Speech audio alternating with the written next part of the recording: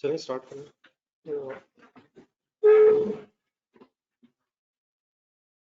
आवाज नहीं चलो।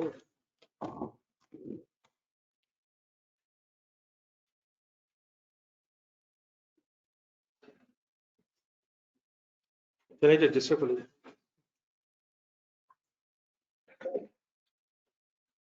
जर्नलिस्ट से आवाज आ रही है?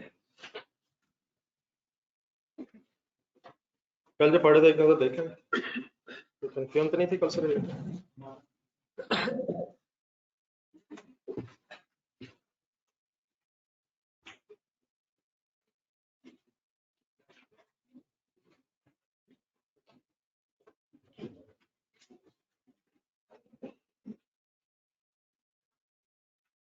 तो कल से रिलेटेड क्वेश्चन तो नहीं सर किसी का? कौन से 2 फॉर्मूलास पढ़े थे? डिस्काउंटिंग का फॉर्मूला ही सुना दे। एन्युटी का फॉर्मूला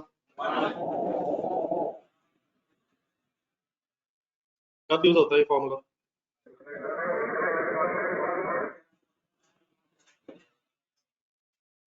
चलिए रजिस्टर करो।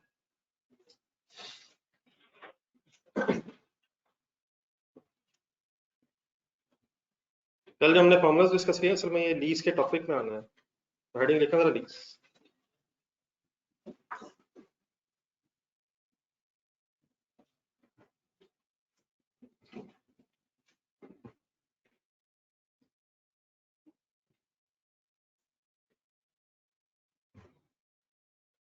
लीज का आप बेसिक कॉन्सेप्ट मैनेजर बोर्ड पे पहले देख के समझ लो, बाद फिर डायग्राम से मैं बनाऊंगा बना लीजिए। आ रहे हैं बैठे प्लीज।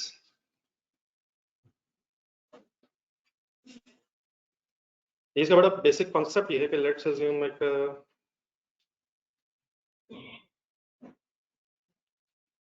पर्सन है मिस्टर अली।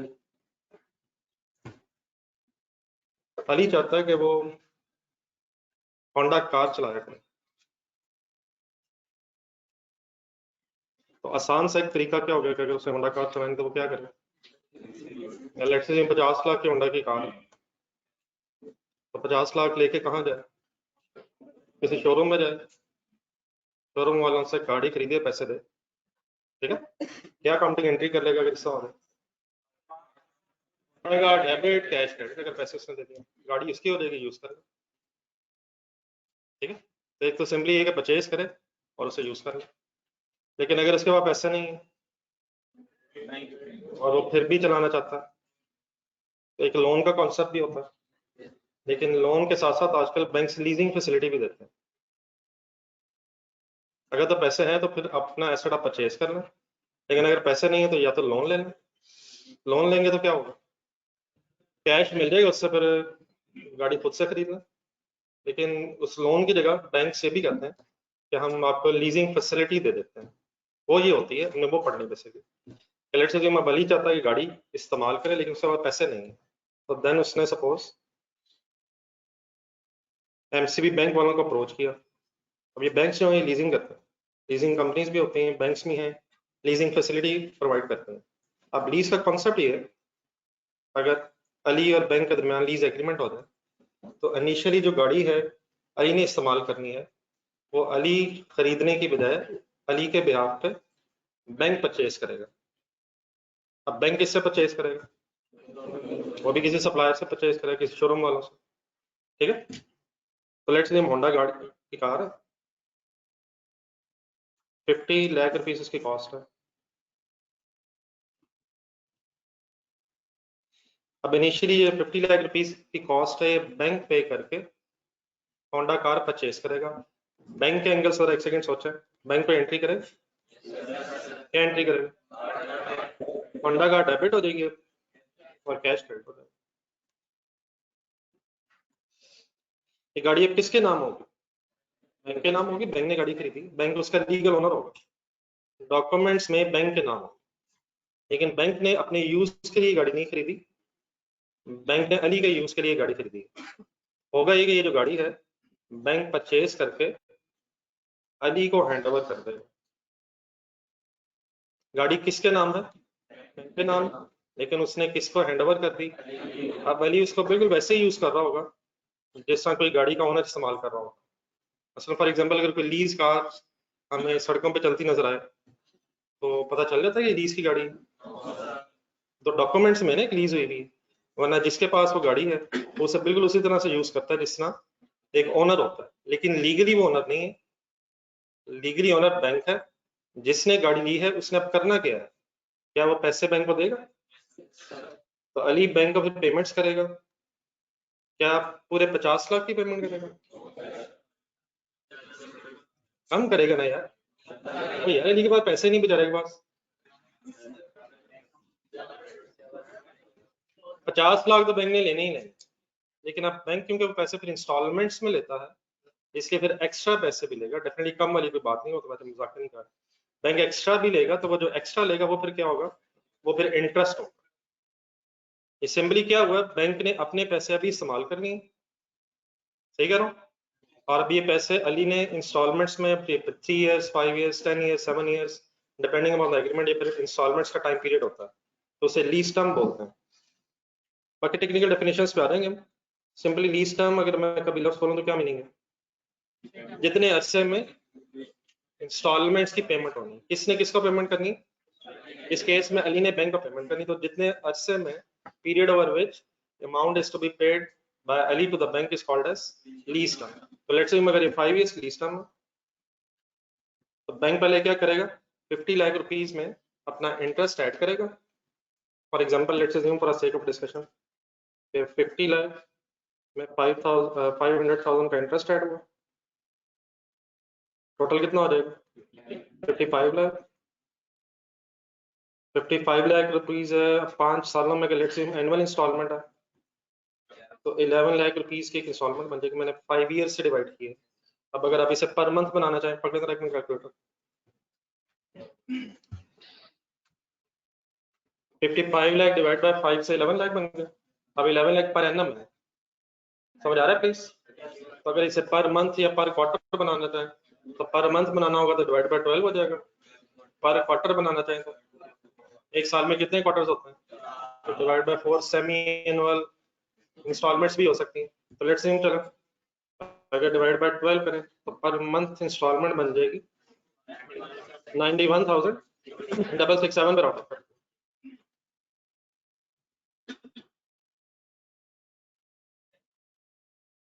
समझ आई प्लीज? यहाँ तक बैंक प्रिंसिपल अमाउंट से, प्रिंसिपल अमाउंट अब मैंने 50 लाख रुपीज को कहा, वो अमाउंट जब बैंक ने पे की थी उसके अलावा जितने एक्स्ट्रा पैसे लेगा वो फिर इंटरेस्ट इनकम होगी किसकी?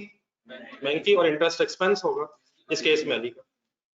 अब ये इंस्टॉलमेंट की जो अमाउंट आई है 91,667, क्या इसमें कुछ प्रिंसिपल की रीपेमेंट ही है, और इसमें फिर इंटरेस्ट भी साथ साथ पे होगा, ठीक है?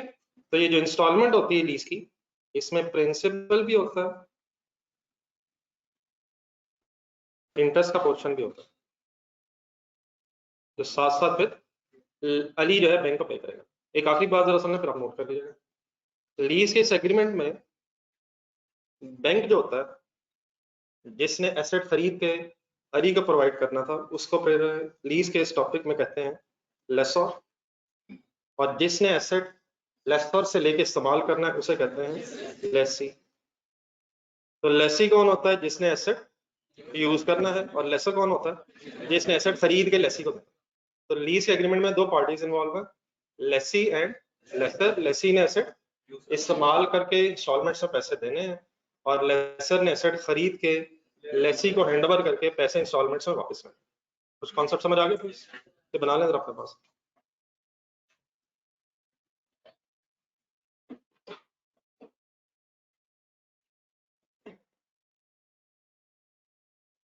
ये नजर आ जाएंगे?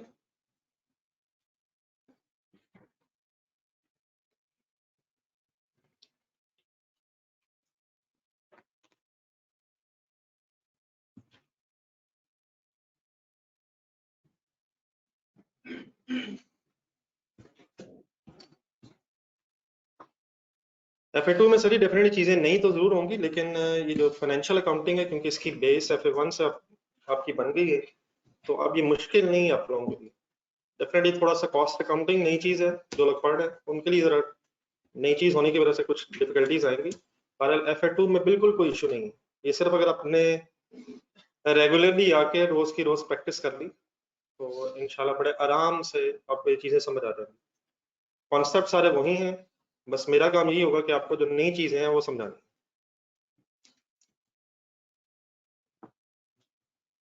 जॉन स्टूडेंट्स की कंफ्यूजन तो नहीं इस डिस्कशन में यहाँ तक?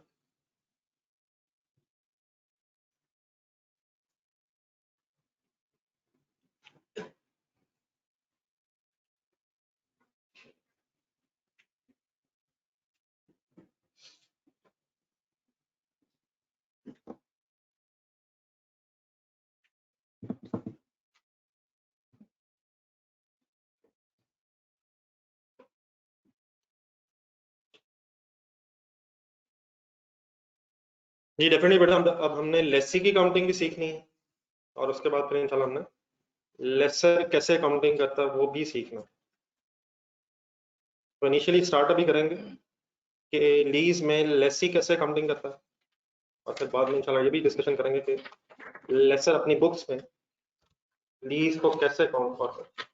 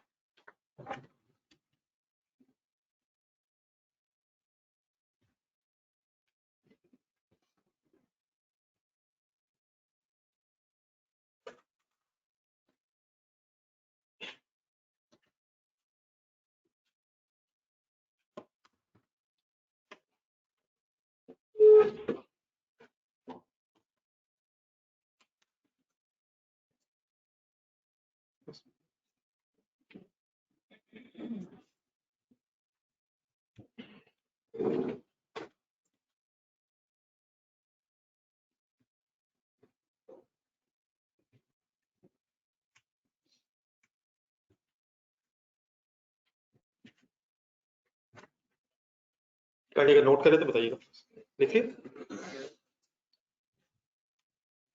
मैंने कल आपको नोट्स दिए थे, वो सामने रखा उसका सेकंड पेज।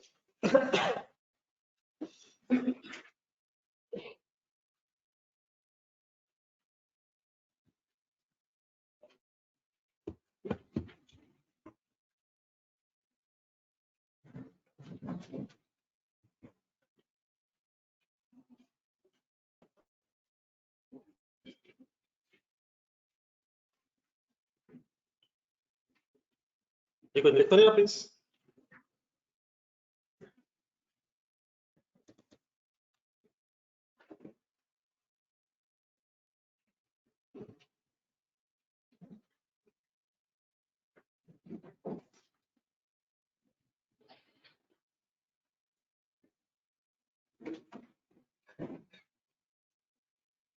चलिए सर, ऊपर जो डेफिनेशंस लिखी हुई थी वो मैं थोड़ी सी आपके सामने बता दी आपको। पहले क्वेश्चन नंबर 1 जरा थोड़ा सा पढ़ लें जरा, लीज का कॉन्सेप्ट। अच्छा, मैंने अभी आपको समझाने के लिए एक कार लीज की एग्जांपल दी है, और आप लोगों ने अगर कभी लीज के बारे में सुना भी होगा तो होपफुली गाड़ियों की लीज का ही सुना होगा। लेकिन बिजनेसेस में बेटा मशीनरीज की लीज भी हो सकती है, फर्नीचर भी लीज पे हो सकता है, इक्विपमेंट्स भी लीज पे हो सकता है। तो ये कोई जरूरी नहीं कि सिर्फ व्हीकल की लीजेज ही है। बिजनेसेस में सारी प्रॉपर्टी प्लांट एंड इक्विपमेंट आ जाएगा जहन में, उन सबकी लीजेस पॉसिबल। बस ये बात ध्यान में रखें, क्वेश्चन नंबर 1 पढ़ें। पेन रख लें हाथ में, कुछ चीजें जरा मेरे साथ वर्ड बाय वर्ड जरा समझने की कोशिश कीजिएगा। On 1st January 2000, company obtains a small bottling and labeling machine from a leasing company under a lease. Leasing company lessor हो जाएगी और जिस कंपनी ने ये मशीन ली है वो लेसी हो जाएगी। सही कह रहा हूँ sir? The cash price of the machine was 7710, simple सा डाटा। अगर आज ही इसे कैश पे खरीद लिया जाता तो मार्केट में ये मशीन कितने की है? 7710, while the amount to be paid was 10,000. Calculator पकड़ो। आज ही अगर मशीन कैश पे खरीदते तो 7710 देना पड़ता, लेकिन अगर लीज पे ली है तो टोटल कितना देना पड़ रहा, डिफरेंस लें 2290। ऐसे क्या चीज होगी इंटरेस्ट, किसके लिए एक्सपेंस और किसके लिए इनकम? लेसी के लिए एक्सपेंस हो जाएगा, लेसर इनकम हो जाएगा। ये कहानी जो साथ साथ थोड़ा थोड़ा नोट करना।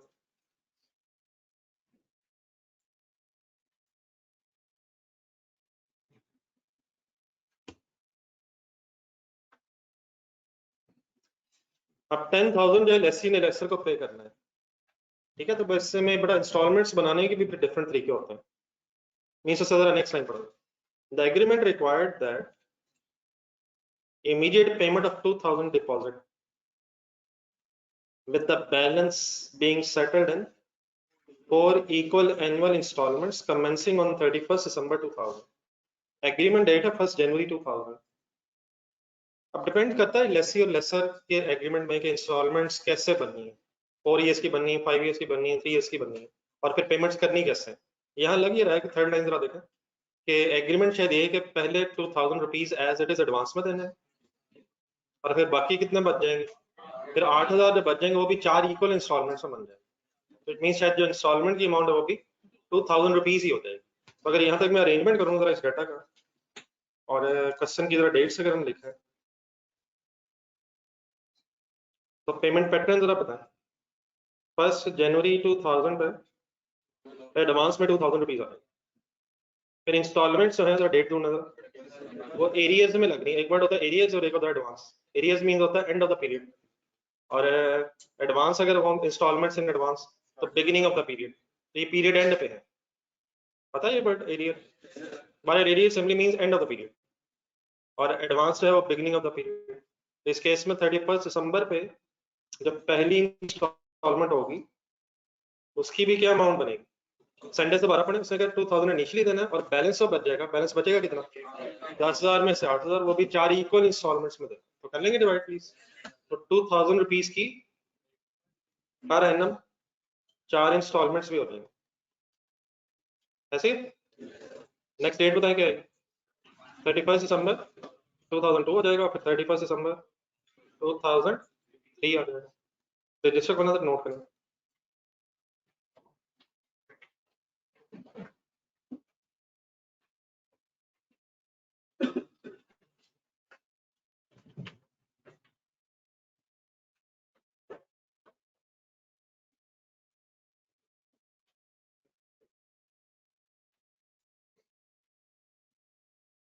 ये 10,000 बेटा रुपीज टोटल अमाउंट थी। According to second and third line decide ये हुआ है कि इमीडिएट पेमेंट होनी है 2,000 रुपीज की एज अ डिपॉजिट, और जब फिर बैलेंस बचेगा 10,000 में से वो 8,000 हो जाएगा। तो 8,000 रुपीज 4 इक्वल इंस्टॉलमेंट्स में अगर पे करेंगे फिर ये 2,000 रुपीज ईच की 4 इंस्टॉलमेंट्स भी बन जाएंगे, और स्टार्टिंग फ्रॉम है 31 दिसंबर 2000, और अगर इक्वल एनुअल इंस्टॉलमेंट्स हैं तो देन 2,000 रुपीज की 4 इंस्टॉलमेंट्स इस तरह डेट वाइज आ जाएंगे। ठीक है, क्लियर होगी?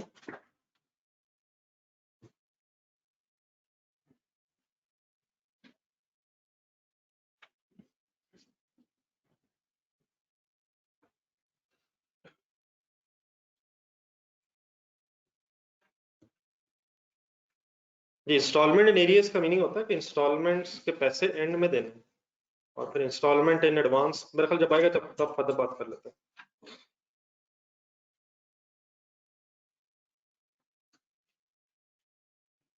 ये नहीं करते हैं सर, नोट कर लिए ये ऑनलाइन स्टूडेंट्स, हिम्मत करें सर, शुरू हो जाए काम।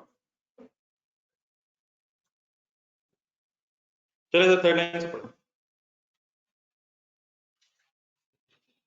The charge of 2290 represents 2290 calculate हुआ होगा, represents interest of 15% per annum calculated on the remaining balance of liability during each accounting period। अब ये कैलकुलेटेड कैसे हुआ है ये फिर अभी मैं वर्किंग ऑफ से डिस्कस करता हूँ। 2290 की अमाउंट है और इंटरेस्ट रेट उसने हमें कितना बता दिया, 15%, इसकी कैलकुलेशन भी करते हैं।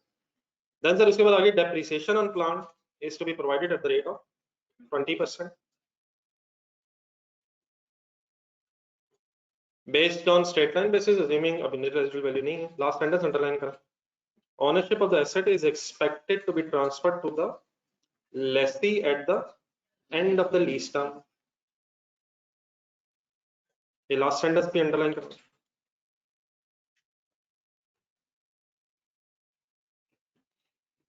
अब ये जो लास्ट सेंटेंस थोड़ा गौर से सुनिएगा और समझने की कोशिश करेंगे। देखिए वंस अगेन शुरू से अगर स्टार्ट करें तो एसेट खरीदता कौन है, नहीं खरीदता कौन है, लेसर खरीदता है और उसी के नाम होता है, लीगली नाम उसी के होता है। बैंक कभी भी ड्यूरिंग द लीज टर्म, जितने अरसे में इंस्टॉलमेंट्स की पेमेंट होनी है उस टाइम पीरियड में बैंक कभी भी एसेट जो है लीगली लेसी के नाम ट्रांसफर इसलिए नहीं करेगा क्योंकि बैंक के पास यही सिक्योरिटी होती है कि अगर लेसी ने टाइम पे पेमेंट्स ना की तो बैंक लेसी से जाके कह सकता है मेरा एसेट वापस कर दे। तो लीज टर्म में लीगल ओनरशिप हमेशा लेसर ही मींस बैंक की होती है जिसने एसेट खरीदा है। हाँ ये जरूर हो सकता है कि एग्रीमेंट में लिखा हो कि at the end of the lease term, eight the end of the lease term legal ownership भी बैंक से लेसी को ट्रांसफर हो जाएगी। आप लोगों ने वंस अगेन अगर कोई प्रैक्टिकली लीज सुनी होगी तो उसमें मेजॉरिटी केसेस में eight the end of the lease term legal ownership भी ट्रांसफर हो जाती है, लेकिन ये कुछ जरूरी नहीं है।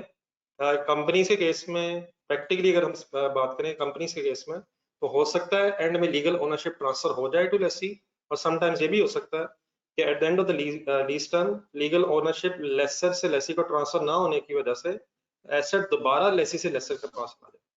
ठीक है, हमें ये भी क्वेश्चन में ढूंढना पड़ा करेगा कि क्या ओनरशिप, अब यहाँ जो ओनरशिप वर्ड है लास्ट सेंटेंस से पढ़ा था, ये जिस ओनरशिप की बात हो रही है लीगल ओनरशिप की बात हो रही है। एसेट जो है वो लेसर ने लेसी को कब हैंडओवर ऑलरेडी कर दिया होगा,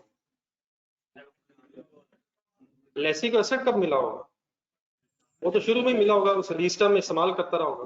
तो लीज टर्म के एंड में जिस ओनरशिप की बात हो रही होगी वो हमेशा लीगल ओनरशिप की बात होती है। और लीगल ओनरशिप से मुराद क्या है, नहीं लाइट नहीं, लीगल ओनरशिप से मुराद है नाम भी इसके हो जाएगा। During the lease term asset lessee इस्तेमाल तो कर रहा होगा वो, लेकिन वो किसके नाम होगा, लेसर मींस बैंक के नाम है।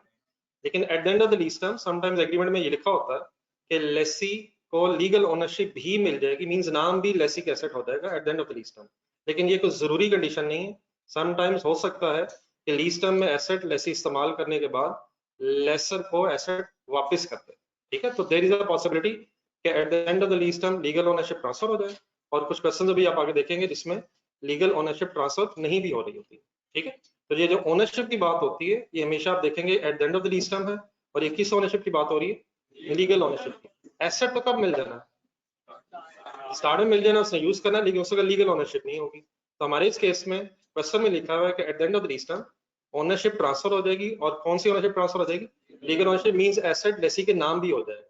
इस लाइन की सिग्निफिकेंस ये है कि ये जो हमारी 4 साल की लीज टर्म है, पिछली लाइन में जाएगा 4 साल की लीज टर्म, उसमें भी लेसी एसेट इस्तेमाल करेगा, और अगर ओनरशिप उसे ही ट्रांसफर हो जानी है तो एसेट अब लेसी ही के पास ही रहेगा लीज टर्म के बाद भी।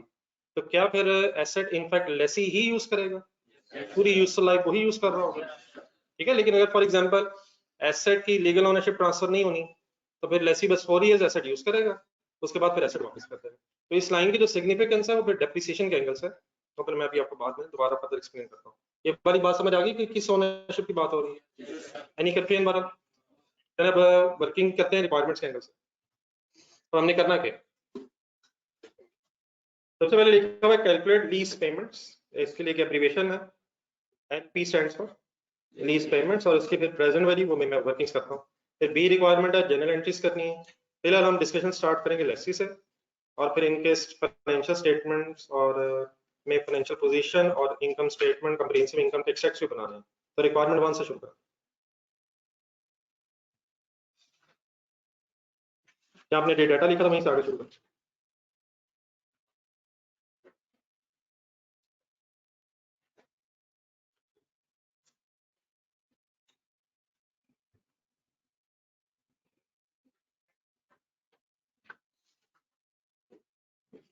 ये फर्स्ट रिक्वायरमेंट है, calculation of lease payments.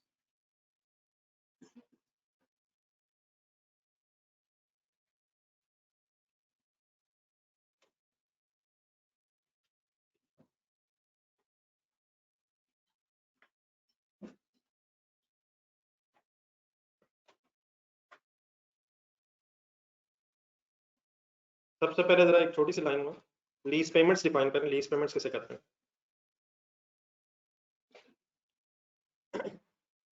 Lease payment से बड़ा सिंपली मतलब होता है payments over the lease term.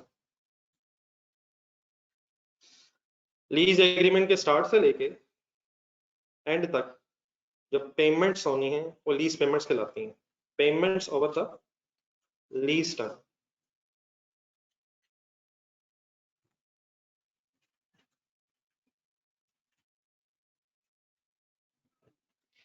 Lease term किसे कहते हैं? क्लियर है? ये थोड़ा सा एक्सप्लेन करना। लीज टर्म उस पीरियड को कहते हैं जिस टाइम पीरियड में लेसी ने लेसर को पेमेंट्स करनी। तो स्टार्ट से लेके एंड तक जो लीज ड्यूरेशन के दरमियान पेमेंट्स होनी है वो लीज पेमेंट्स कहलाती हैं।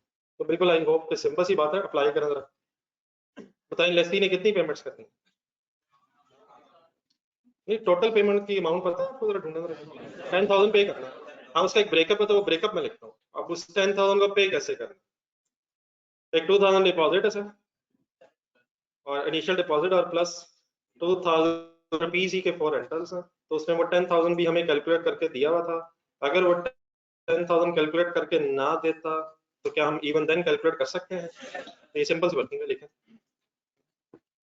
पहला 2,000 मैंने इसलिए सेपरेट कर दिया, वो एज अ इनिशियल डिपॉजिट है। बाकी 4 इसलिए मैंने इकट्ठे कर दिए, वो रेंटल्स के नाम से।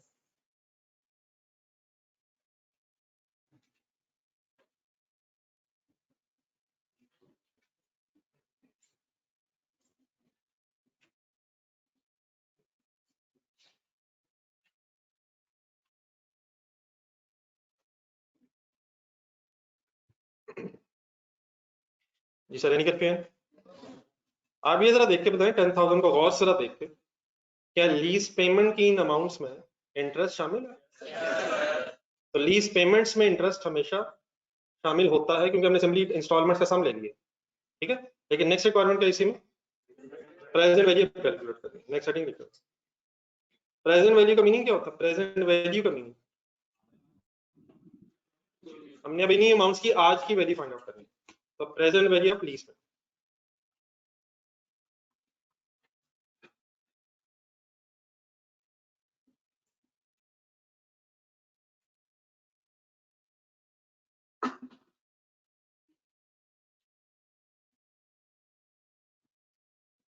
अब ये वर्किंग मैं पहले लिखूंगा, आपने जरा समझ लेना, फिर बाद में नोट कीजिएगा। आपने जो थोड़ी देर पहले वो जो डेट वाइज अरेंजमेंट किया था वो सामने रखा। अभी आपने रजिस्टर पे लिखा जो डेट के साथ डाटा अरेंज किया, 1 जनवरी 2000 पे 31 दिसंबर सो ऑन। जी सर जी, प्रेजेंट वैल्यू मैंने कैलकुलेट करनी है। बोर्ड पे जरा देखें, ये जो 10,000 की अमाउंट है इसकी इकट्ठी प्रेजेंट वैल्यू ले लूं? एक अमाउंट है सर, 10,000 की इकट्ठी पेमेंट की अमाउंट ले लेते हैं। ये कब कर सकते थे? नहीं, ये कब कर सकते थे? अगर फॉर एग्जांपल ये 10,000 किसी स्पेसिफिक डेट पे इकट्ठा पे होना तो फिर हम डिस्काउंटिंग का फॉर्मूला लगा के प्रेजेंट वैल्यू ले सकते थे। लेकिन इस 10,000 ने इकट्ठा पे नहीं होना, डिफरेंट डेट्स पे होना। तो इस 10,000 में जब पहला 2,000 है उसकी प्रेजेंट वैल्यू कैसे लो? वो तो 2,000 ही रहे, वो तो एडवांस में है, आज ही है, तो वो 2,000 तो एज इट इज है। तो प्रेजेंट वैल्यू हम 1 जनवरी पे कैलकुलेट कर रहे हैं, ठीक हो गया। बाकी 2,000 की कितनी अमाउंट्स हैं? 4। एक से ज्यादा है? क्या सेम है? क्या उनका टाइम पीरियड भी एनुअल ही है? तो अलग अलग प्रेजेंट वैल्यू ले सकता हूँ, यकीनन ले सकता हूँ, लेकिन टाइम कंज्यूमिंग है। तो उसकी जगह क्या कर सकता हूँ? एन्युटी का फॉर्मूला अप्लाई हो सकता है। अगर करना हो तो कैसे करते हैं? इंस्टॉलमेंट की अमाउंट लें और देन एन्युटी का फॉर्मूला 1 माइनस 1 प्लस रेट ढूंढे, 0.15 हो जाएगा, -4 इंस्टॉलमेंट्स हैं, डिवाइड बाय 0.15 है। सबको क्लियर है? प्लीज लिखें और सॉल्व करें। हाँ जी, कर एक मिनट सॉल्व करें।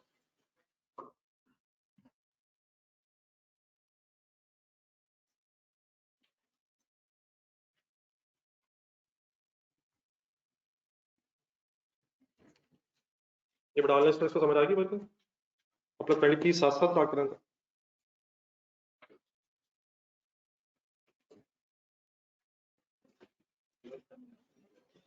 जी लिखना है, उसके बाद में सॉल्व।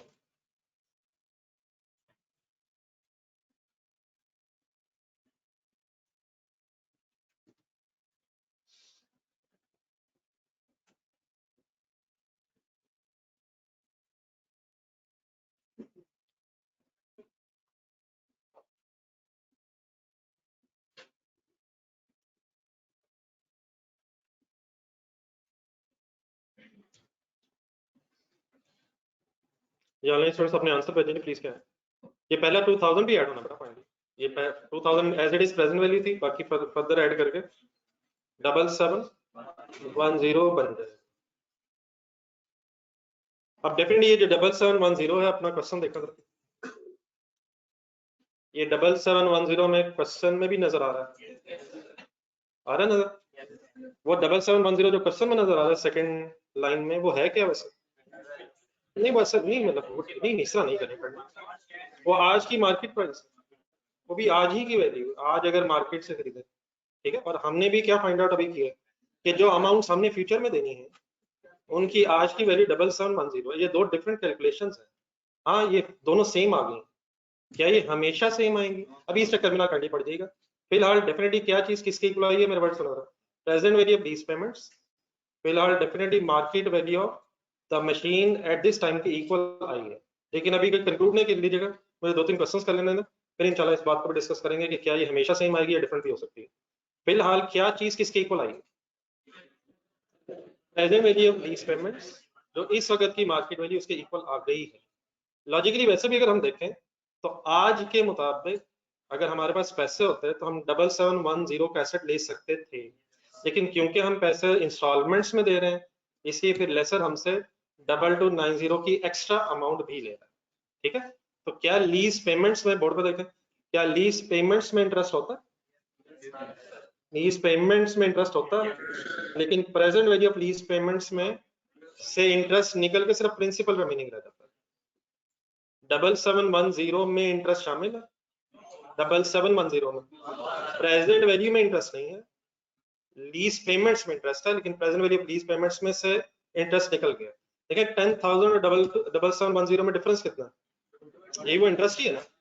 तो किस में इंटरेस्ट होता है और किस में नहीं होता? लीज पेमेंट्स में इंटरेस्ट होता है, लेकिन प्रेजेंट वैल्यू का मीनिंग ही आज की वैल्यू होती है।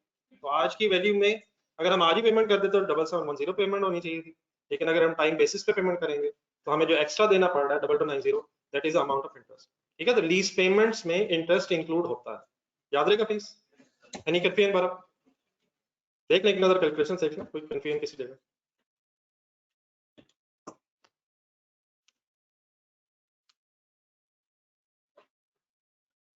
जी आंसर जो आप लोगों ने मुझे बताया 7710 ही आया या 7709 पॉइंट समथिंग आया?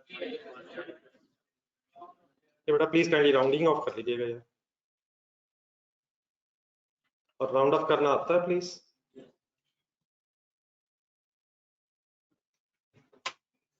जी कोई और कंफ्यूजन? चले बी रिक्वायरमेंट पे, B requirement prepare journal entries in the books of lessee for the year ended 31st December 2000 and then 31st December 2001, though accounting years, two accounting years entries required है। I first accounting years से start।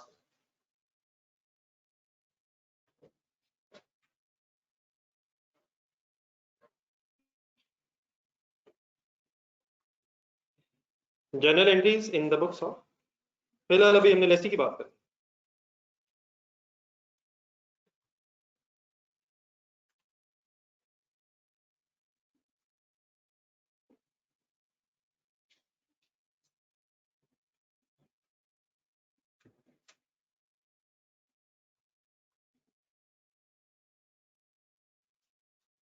For the year ended 31st December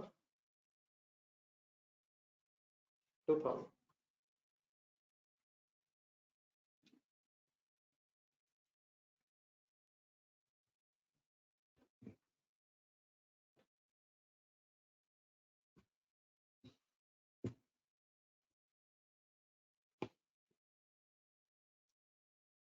तो definitely मैंने explain आपके सामने करना है, लेकिन आप लोगों से रिक्वेस्ट होगी कि आपने बहुत गौर से चीजें सुननी भी हैं, सोचनी भी है।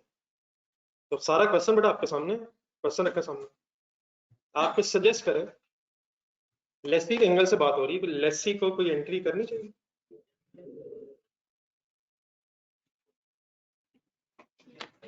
अगर हम ज्यादा जरा डिटेल में सोचें तो सबसे पहले तो एक एसेट को खरीदने की कोई एंट्री लेसर ने की होगी, तो वो खरीदने वाली एंट्री हम नहीं करेंगे, हम लेसी की काउंटिंग करें। तो लेसी के एंगल से डाटा पड़े, तो लेसी को कोई एंट्री करनी चाहिए सर? डेफिनेटली पेमेंट्स की तो एंट्री होनी है, जो पैसे वो दे रहा है उसकी तो एंट्री उसने करनी है, लेकिन लेसर ने जब एसेट लेसी को हैंडओवर किया होगा तो क्या उस वक्त कोई लेसी को अपनी बुक्स में एसेट रिकॉर्ड करना चाहिए? 1 जनवरी 2000 की बात कर रहा हूँ। एसेट खरीदा किसने था? लेसर ने खरीदा था, तो उसने एंट्री की होगी asset debit machine debit cash credit. तो हम तो लेसी की बात कर रहे हैं, एसेट लेकिन हैंडओवर हुआ होगा लेसी को, तो जब एसेट मिला होगा लेसी को तो उस वक्त लेसी को कोई काउंटिंग एंट्री करनी चाहिए। नाम तो है नहीं यार उसके,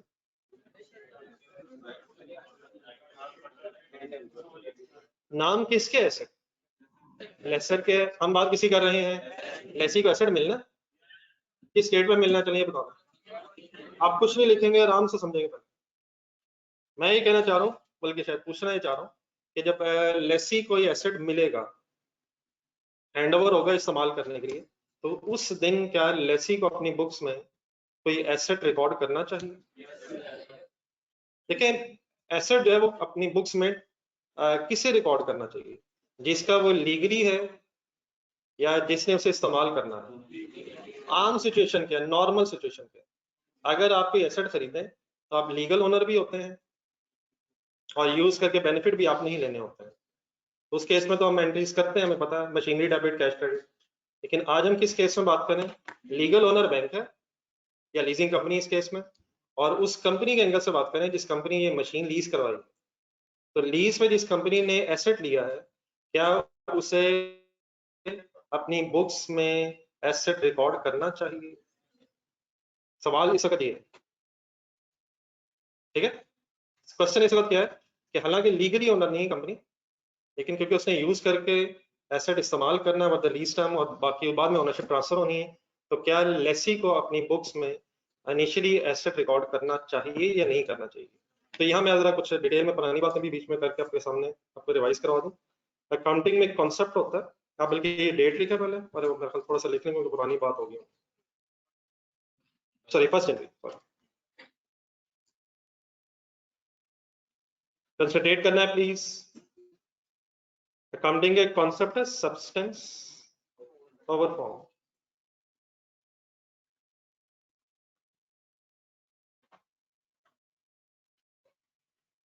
अकाउंटिंग बहुत से कॉन्सेप्ट्स की बेस पे, जिस तरह अगर और थोड़ा सा हम सोच लें तो इस जमाने में अपने एक्रूअल कॉन्सेप्ट सुना, income is recorded when it is earned, expenses are recorded when they are incurred, whether not payment और रिसीट इज मेड। सुना है भाई? इसी तरह प्रूडेंस कॉन्सेप्ट भी है, एंड लॉसेस अगर है एक्सपेक्टेड है तो इमीडिएटली रिकॉर्ड करने, गेन है तो रिकॉर्ड ना करें। मैचिंग कॉन्सेप्ट भी है। उसी तरह एक सब्सटेंस ओवर फॉर्म भी कॉन्सेप्ट था, अब किसी का जहन में नहीं है तो इसलिए एक्सप्लेन कर रहा हूँ, इसकी डेफिनेशन सॉर्ट ऑफ लिख लो। नहीं, सब्सटेंस ओवर फॉर्म का बड़ा कॉन्सेप्ट ये है कि व्हेनेवर, अब मैं बहुत ज्यादा टेक्निकलिटी की तरफ नहीं जा रहा हूँ, जितनी हमें जरूरत है इस वक्त वो बात कर रहा हूँ। Whenever there is a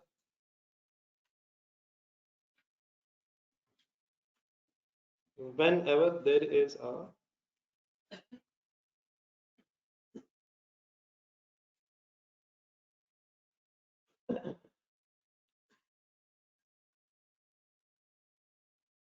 difference between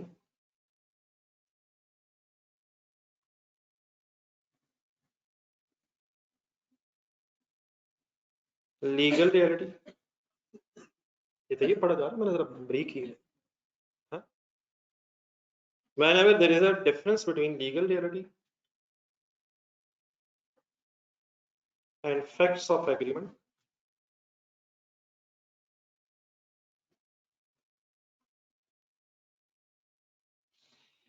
then accounting entries are made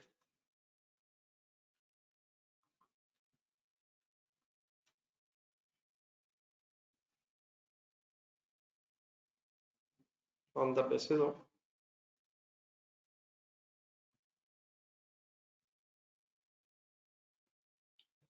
facts of agreement.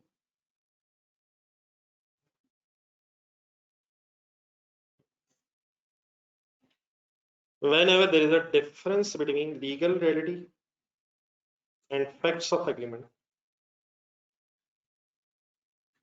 then accounting entries are made on the basis of facts of agreement. Normal situation ये है, अगर आप एसेट कोई परचेज करके यूज करें तो legal reality भी होती है कि आप ही ओनर है, और फैक्ट्स भी यही है कि आप ही ओनर के तौर पर उसे इस्तेमाल भी कर रहे हैं। लेकिन लीज में क्या हो गया कि legal reality of the agreement ये है कि लीगली बैंक ओनर है, लेकिन एग्रीमेंट के फैक्ट्स ये हैं कि बैंक उसे इस्तेमाल नहीं कर रहा, लेसी उसे उस तरह से इस्तेमाल कर रहा है जिस तरह ओनर इस्तेमाल करते हैं। तो लीगली ओनर कौन है? बैंक है, लेकिन ओनर्स की तरह इस्तेमाल कौन कर रहा है? वो लेसी कर रहा है।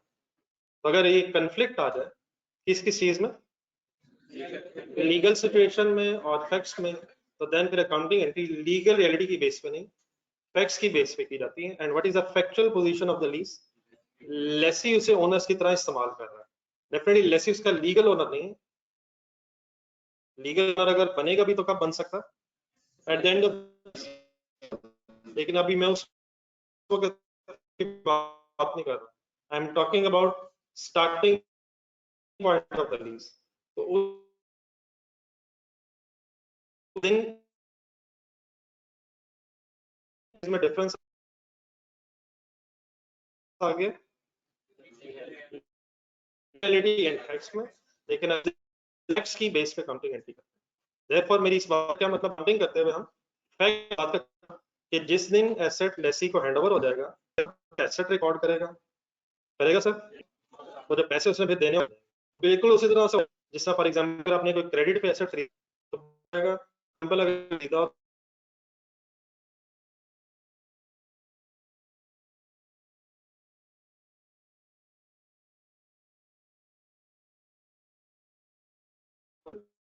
तो आप क्या एंट्री करेंगे? एसेट डेबिट और पेएबल सॉर्ट ऑफ फंड। तो ये सॉर्ट ऑफ ऐसे देन वो इंस्टॉलमेंट्स में फिर मुझे प्लीज डिटेल में जरा समझा किस कॉन्सेप्ट के बेस पे प्लीज एंट्री कर रहा हूं। जैसे उस दिन अब मैं एक एसेट रिकॉर्ड करना चाह रहा हूं, तो लेट मी कंप्लीट जो मैं कहना चाह रहा हूं। एसेट मेरा डेबिट होगा और लायबिलिटी क्रेडिट होगा,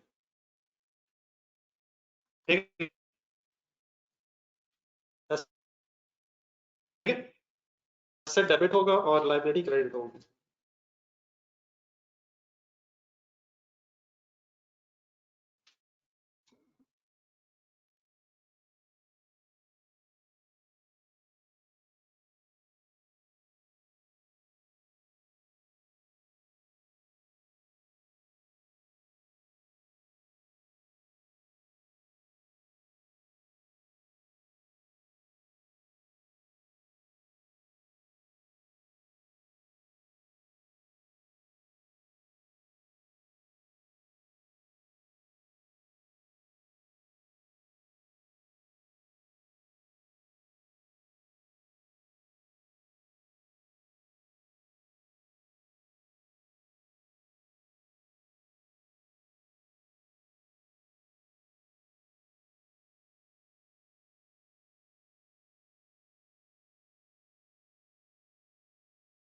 नहीं सॉरी,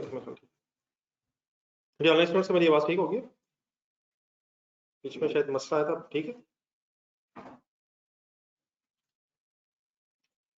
ये बात क्या हो रही थी कि एक एसेट ने डेबिट होना और लीज लायबिलिटी ने और लायबिलिटी ने क्रेडिट होना। ज्यादा क्लियर है प्लीज? अब जो लीज के एंगल से कुछ एक्स्ट्रा वर्ड्स बस लगते हैं बीच में, तो जो एसेट है उसके साथ वर्ड लग जाता है राइट ऑफ यूज एसेट। किसका एसेट यूज करने का राइट हमें मिला? तो ये जो एक्स्ट्रा वर्ड्स लग रहे हैं ये सिर्फ आप समझ लें लीज के स्टैंडर्ड के मुताबिक एक्स्ट्रा वर्ड्स है, वरना सिंपली क्या एंट्री हो रही है? Asset debit payable sort of credit है, तो एसेट के साथ क्या वर्ड लगता है? Lessee has a right of use the asset which is of lessor legally. ये उस एंगल से इस तरह से वर्ड्स है, और जो ऑपोजिट साइड में लायबिलिटी उसके साथ लीज लायबिलिटी वर्ड लगता है, ठीक है? तो ये जो एक्स्ट्रा वर्ड्स मैं साथ लगा रहा हूँ इस स्टैंडर्ड के मुताबिक, उसमें कंफ्यूजन तो नहीं हो जाएगी? तो what is the first entry जो लेसी अपनी बुक्स में करता है पूरे वर्ड्स के साथ? Right of use asset debit and lease liability credit. अब एसेट का हमारे इस क्वेश्चन में क्योंकि नाम है, जरा देखिएगा मशीन, तो राइट ऑफ यूज मशीन, अगर कोई व्हीकल होगी तो राइट ऑफ यूज व्हीकल हो जाएगा एंड सो ऑन, ठीक है? पहले ये लिखना, फिर इसकी अमाउंट का भी आपने डिसीजन लेना।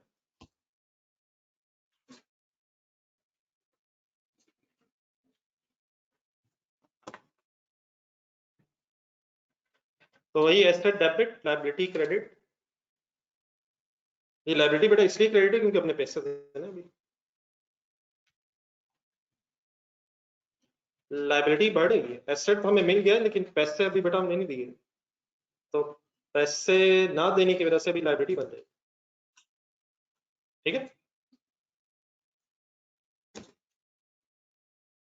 क्या मिल गया है, क्या रह गया है? एसेट मिल गया, उसे इस्तेमाल हमने करना है, लेकिन अभी पेमेंट हमने इंस्टॉलमेंट्स में करनी है। अच्छा क्वेश्चन देखें यहाँ पे, एक चीज अभी कंफ्यूज नहीं कीजिएगा, जरा डाटा देखें क्वेश्चन का।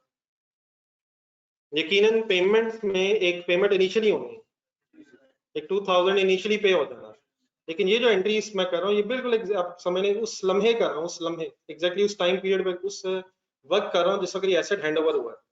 यकीनन साथ ही 2000 रुपीज उन्होंने पे भी किया होगा, तो इन चीजों का भी इकट्ठा नहीं करना है, डेफिनेटली कंपाउंड एंट्रीज भी हो सकती हैं, लेकिन अलग-अलग अभी काइंडली सोचना है। मैं अभी सिर्फ किस चीज की बात कर रहा हूँ, एसेट मिला है, फिर डेफिनेटली इसी डेट पे पेमेंट भी हुई है और फिर अगली पेमेंट्स भी होंगी, तो अभी वो पेमेंट्स को मिक्स में काइंडली कीजिएगा।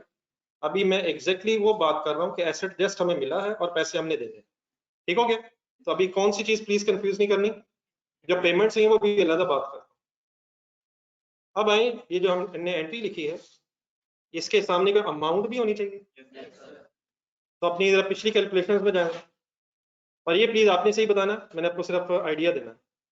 दो अमाउंट्स आपके सामने आई हुई हैं, एक लीज पेमेंट्स की अमाउंट है, एक लीज पेमेंट्स की अमाउंट है, एक प्रेजेंट वैल्यू की अमाउंट है। क्वेश्चन भी आपके सामने है, कोई आप सजेस्ट करेंगे ये एंट्री किस अमाउंट से होनी चाहिए? अमाउंट बतानी है आपको, अपनी अपनी सजेशन कर ली, जरा मुझे दे देना। ये एक मिनट सोच लें, कोई जल्दी नहीं। एक 10,000 की अमाउंट है, एक 7710 की अमाउंट है। पहले तो ये डिसाइड करें, इसके अलावा तो कोई ऑप्शन नहीं है। किसी का ओपिनियन हो कि ना 10,000 से होनी चाहिए, ना 7710 से होनी चाहिए अकॉर्डिंग टू क्वेश्चन। नहीं, पहले ये डिसाइड करें, तो इन्हीं में से चूज करना। अब करें जरा काइंडली अपनी अपनी जरा सोच कर, कितने लोगों का ओपिनियन है कि डबल एंट्री 7710 से होनी चाहिए? किसी का है ऐसा ओपिनियन? बस ठीक है, इसका मतलब बाकी मेजोरिटी मेरे जैसी ही है, और जो मेरे जैसी है वही गलत है। कंसंट्रेशन से सुनिएगा प्लीज। अब 7710 कह रहे थे, मुझे जरा समझाने के लिए जरा ऑल्टरनेटिवली बात करनी, आप सही कह रहे थे, लेकिन आप भी सही क्यों कह रहे थे आपको भी आइडिया हो जाएगा। ये बेटा अगर सपोज कंसंट्रेट मैं ये एंट्री 7710 की बजाय 10,000 रुपीज से करूं, तो क्या मसला क्या है? नहीं कोई मसला, मैं खुद बताता हूँ मसला। आप सिर्फ मुझे ये बता दें क्या 10,000 रुपीज में इंटरेस्ट है? तो अब जरा डेबिट साइड पे 10,000 देखें, मैंने एसेट के सामने अगर 10,000 लिखा है तो इसका मतलब मैंने उस 10,000 में 2290 का इंटरेस्ट भी कैपिटलाइज कर दिया, इंटरेस्ट भी ऐड हुआ मैंने, तो कैपिटलाइज का मतलब पता है सबको? तो क्या इंटरेस्ट जो है कैपिटलाइज होता है एसेट की कॉस्ट में? होता है, लेकिन सिर्फ तब होता है जब IAS 23 थोड़ा ध्यान में लाना, जब कोई क्वालिफाइंग एसेट हो तब बोरिंग कॉस्ट कैपिटलाइज होती है। लेकिन क्वालिफाइंग एसेट क्या होता है? वो एसेट जो बन रहा होता है, जिसे टाइम सब्सटेंशियल टाइम पीरियड लगना होता है। बहुत ज्यादा टेक्निकलिटी की जरूरत नहीं है, लेकिन थोड़ा थोड़ा ध्यान में आ रहा है। ऐसा एसेट जो अभी इन प्रोसेस ऑफ कंप्लीशन हो, और जैसे ही एसेट कंप्लीट हो जाता है बोरिंग कॉस्ट की कैपिटलाइजेशन भी रुक जाती है। अब ये जरा क्वेश्चन देके बताएं, क्या ये एसेट बन रहा है? बन रहा है यार, और सभी बनाने के लिए, बनाने के लिए नहीं, इस्तेमाल के लिए। तो क्या ये कोई क्वालिफाइंग एसेट है? तो इसका मतलब फिर बोरिंग कॉस्ट कैपिटलाइज नहीं होनी चाहिए। तो यहाँ 10,000 क्यों नहीं होना चाहिए? क्योंकि 10,000 में इंटरेस्ट है, और वो 10,000 में जो इंटरेस्ट है वो कैपिटलाइज नहीं होना चाहिए। तो इट मींस फिर इसमें से सिर्फ कितना कैपिटलाइज होना चाहिए? 7710 का ही ये आज एसेट है। ये समझ आती बात? आज ये एसेट 7710 ही का है। ये एक्स्ट्रा क्यों देना पड़ रहा है? टाइम बेसिस की वजह से देना पड़ रहा है, तो वो तो इंटरेस्ट है और वो कैपिटलाइज नहीं होना चाहिए, क्योंकि ये क्वालिफाइंग एसेट नहीं। Any confusion on debit side? मैंने 10,000 क्यों काटा? जल्दी से बता, जल्दी से बता। उसमें इंटरेस्ट है जो कैपिटलाइज नहीं होना चाहिए, वो होता है सिर्फ तब होता है अगर क्वालिफाइंग एसेट हो, it is not a qualifying asset. ठीक है सर। अब आइए जरा क्रेडिट साइड पर, क्या क्रेडिट साइड में भी 10,000 में इंटरेस्ट है? तो क्या इंटरेस्ट देना हमारी लाइबिलिटी है? सर जी, सर जी, सर, पैनल डिस्कशन हो रही है सर, ना करें सर, थोड़ी सुनकर तो देखें मेरी बात। क्या 10,000 क्रेडिट साइड पे जो है उसमें भी इंटरेस्ट है? क्या इंटरेस्ट देना हमारी लाइबिलिटी है? लेकिन बेटा क्या आज ही इंटरेस्ट सारा देना लाइबिलिटी है? वो सारा इंटरेस्ट आज ही देना लाइबिलिटी है? इंटरेस्ट कब लाइबिलिटी बनता है? टाइम बेसिस पे बनता है। अब इसको ना जरा आप बिल्कुल सिचुएशन को रिवर्स करके जरा एक लोन जेन में ला दो। इसी क्वेश्चन को सामने रखें, दोबारा डेटा देखें। अगर ये क्वेश्चन लीज की बजाय सिंपली एक लोन के तौर पे देखा जाए, तो क्या आप बता सकते हैं इस डेटा से कि हमें बैंक से लोन कितना लेना पड़ता? अगर लोन लेके हम ये एसेट खरीदते, 7710 लोन लेके हम एसेट खरीद सकते थे, तो कंसंट्रेशन प्लीज, अगर हम लोन ले लेते तो एंट्री क्या होती? कैश डेबिट लोन क्रेडिट, कितने से कितने से? कैश भी 7710 से और लोन भी नहीं, तो लोन में जो इंटरेस्ट है वो भी, वो कब तो ये जो आप एंट्री बोल रहे हैं इसको आप आराम आराम से सोचें दोबारा, कैश डेबिट लोन क्रेडिट। अब हमारी एंट्री भी इसी से मिलती जुलती है। हमने जो एंट्री लिखी है वो क्या है? अब कैश की जगह हमने एसेट ले लिया और लोन की जगह लीज हुई है तो हमने लीज लायबिलिटी पर लगा दी। तो क्या इनिशियली एंट्री विद इंटरेस्ट होगी या विदाउट इंटरेस्ट होगी? डेबिट साइड पे इसलिए नहीं क्योंकि क्वालिफाइड एसेट नहीं है, और क्रेडिट साइड पे बेटा इसलिए नहीं कि लोन पे इंटरेस्ट या लीज पे इंटरेस्ट टाइम बेसिस पे लायबिलिटी बनेगा। हम ये एंट्री कर रहे हैं 1 जनवरी पे, इस दिन अभी सारा इंटरेस्ट देना हमारी लायबिलिटी नहीं है। फॉर एग्जाम्पल अगर 6 मंथ्स गुजरेंगे तो 6 मंथ्स का इंटरेस्ट टाइम बेसिस पे हमारी लायबिलिटी बन जाएगा अगर हमने पे नहीं किया होगा। अगर साल गुजरेगा तो साल का इंटरेस्ट बनता रहेगा। तो इंटरेस्ट हमेशा टाइम बेसिस पे साथ साथ लायबिलिटी बनेगा। तो अगर मैं 10,000 से अपनी लायबिलिटी क्रेडिट करूंगा तो उसमें इंटरेस्ट भी सारा अभी लायबिलिटी बन जाएगा। डेफिनेटली हमने देना है लेकिन वो लायबिलिटी बनेगा टाइम बेसिस पे। तो फिलहाल सिर्फ कितने पैसे देना हमारी लायबिलिटी है? 7710। एक्स्ट्रा पैसे हमारा हमारे देना कब लायबिलिटी होगा? जब टाइम पीरियड गुजर जाएगा। तो डेबिट साइड पे क्यों 7710 मैंने लिया? ताकि इंटरेस्ट कैपिटलाइज ना हो। और क्रेडिट साइड पे भी 2290 क्यों नहीं ले रहा? क्योंकि इंटरेस्ट भी अभी लायबिलिटी नहीं है। इट मींस आज अगर हमने ये एसेट खरीदा है तो आज की टर्म्स में 7710 देना हमारी लायबिलिटी। आज की टर्म्स में, प्रेजेंट वैल्यू टर्म्स में एसेट 7710 है और आज वही पैसे देना हमारी लायबिलिटी होगा। हाँ, टाइम बेसिस पे फिर बाकी इंटरेस्ट भी लायबिलिटी बनता रहेगा। सबको हर एंगल से बात क्लियर है प्लीज? अब लिखें amount.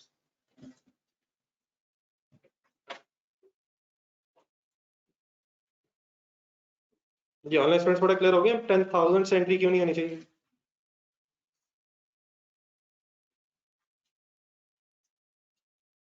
Still any confusion sir?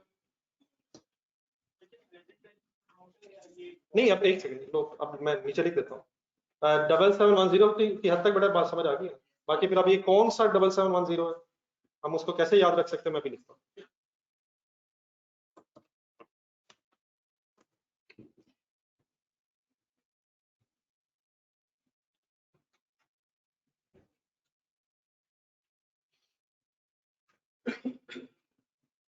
ये एनी अदर कंफ्यूजन?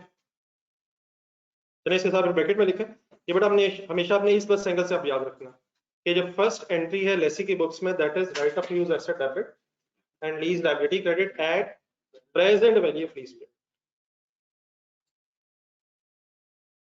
हम प्रेजेंट वैल्यूज कैलकुलेट किया करेंगे और present value of lease payments की बेस पे एंट्री किया करेंगे। मार्केट वैल्यू इसके सिमिलर हो या डिफरेंट हो उससे हमारा कंसर्न नहीं है। ठीक है, जो हमने पैसे देने हैं उसकी बेस पे। तो first entry of the Lesi is right of use asset debit, repeat करने का, right of use asset debit and lease liability credit at which amount? Present value of lease payments. तो इस एंट्री से पहले फिर हम present value of lease payments की working करके रख लिया। Any confusion? फाइन, चलिए कंप्लीट कर लेते हैं मेरे क्वेश्चन देखें, बाकी अब आपने अरेंजमेंट करवाना है। सेम डेट दोबारा क्यों लिखें? लिखे जी, लिखे।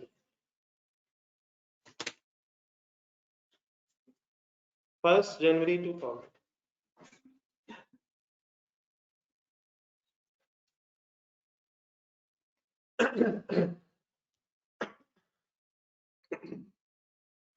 फर्स्ट जनवरी 2000 इनिशियल जो इमीडिएट पेमेंट होनी थी, अब उसकी तरफ आ रहे हैं। ये कितनी पेमेंट हो रही है, इसकी भी एंट्री बनवाए जरा। नहीं, मेरे साथ साथ साथ कैश अब बैंक कितने से क्रेडिट होगा? 2000। इस 2000 में इंटरेस्ट भी होगा। इस पहले पहला 2000 आज वाला वो तो एज इट इज ही है, वो प्रिंसिपल ही है। हाँ डेफिनेटली बाकी इंस्टॉलमेंट्स में होगा जो टाइम बेसिस पे है। ये पहला 2000 है, ये as it is principal amount ही आज की अमाउंट ही। इसके अगेंस्ट में डेबिट क्या होगा? एसेट डेबिट होगा ना। पिछली एंट्री देखें, पिछली एंट्री एसेट डेबिट हो गया होगा। अब पेमेंट करने से लाइबिलिटी कम होगी या एसेट बढ़ जाएगा? अच्छा, आपके ज़हन में आएगा ये तो एडवांस में पैसे, एडवांस में, एडवांस में मीन मतलब शुरू में है, लेकिन क्या इस पेमेंट से पहले हमारी लाइबिलिटी स्टैब्लिश हुई हुई है? तो अब इस पेमेंट को करने से हमारा कोई प्री पेड हो जाएगा या हमारी लाइबिलिटी डेबिट हो जाएगी?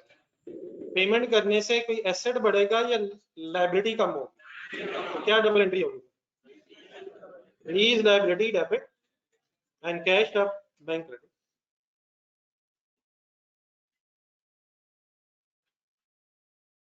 ठीक हो गया? तो यकीनन पैसे शुरू में पे किए जा रहे हैं, लेकिन इस पेमेंट के बाद हमारी जो लाइबिलिटी बनी थी उसमें से 2000 कम हो जाए। Any confusion please? तो क्लैरिफिकेशन चाहिए, प्लीज बता दें।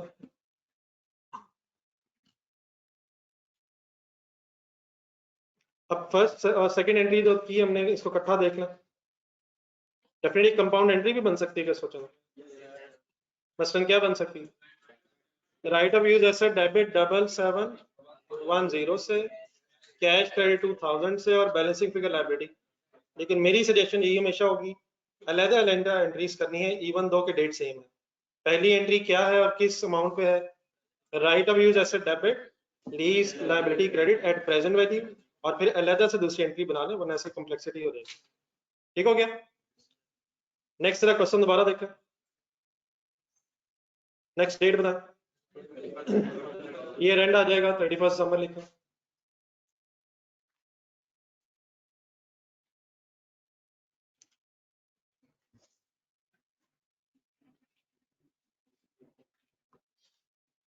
जी 31 दिसंबर 2000 पे क्यों रुके हैं? ये बिल्कुल ठीक है। यहाँ दो काम होने हैं। पहले कोई डेप्रिसिएशन के बारे में सोचें। क्या लेसी ने कोई एसेट अपनी बुक्स में रिकॉर्ड किया है सर? क्या लेसी उसे यूज कर रहा है? तो क्या लेसी फिर एसेट डेप्रिशिएट भी करेगा? डेप्रिसिएशन की एंट्री सुना दें सर।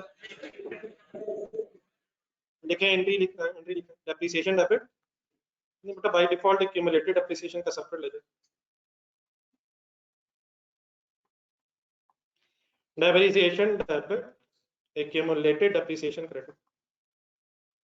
कैसे अमाउंट कैलकुलेट करें? पिछली एंट्रीज और डाटा देखकर बताएं। एसेट कितने से रिकॉर्ड हुआ है? 7710 से। कोई रेट ऑफ डेप्रिसिएशन 20% गिवन है, स्ट्रेट लाइन ही मेथड है, रेजिडुअल वैल्यू की इंफॉर्मेशन नहीं है, जीरो है, नील है। पूरा साल एसेट यूज हुआ है। 1 जनवरी पे एग्रीमेंट हुआ था, 31 दिसंबर है। हमेशा टाइम बेसिस पे डेप्रिसिएशन चार्ज करें। आंसर बताइए। 1542।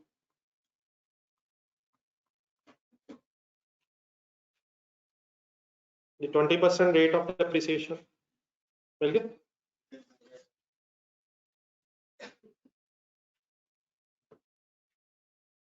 जर्नलिस्ट साथ है प्लीज। ये डेफिनेटली बेटा जब से एसेट अवेलेबल फॉर यूज हुआ, और इस केस में 1 जनवरी से 31 दिसंबर तक हमारा पूरे साल का टाइम पीरियड बनता है। देन सर इसके बाद जो दूसरा काम होना है वो भी आपके पास भी अभी आज नई चीज है, तो एक डेट दोबारा सेम लिखें 31 दिसंबर। इसी डेट पे एक रेंटल पे होना है। क्या उस रेंटल में इंटरेस्ट होगा? तो उस रेंटल में अब कितना इंटरेस्ट होगा उसका फिर कैलकुलेशन के लिए, उसकी कैलकुलेशन के लिए एक टेबल बनाया जाता है। तो आपने इसका करना है, जरा डेट लिख के इसके नीचे 3 लाइनें रखना है एंट्री लिखने के लिए, और 3 लाइनें छोड़ के जरा एक टेबल मुझे बनवाना है। एक सिंपल सा टेबल है, शायद लीज के हर क्वेश्चन में ही बनना है, तो आज ही समझ लें, बार बार फिर उससे रिपीट होना है। एक हेडिंग इसकी बनाए, 3 लाइनें रखते थे। Finance charge, finance charge allocation table.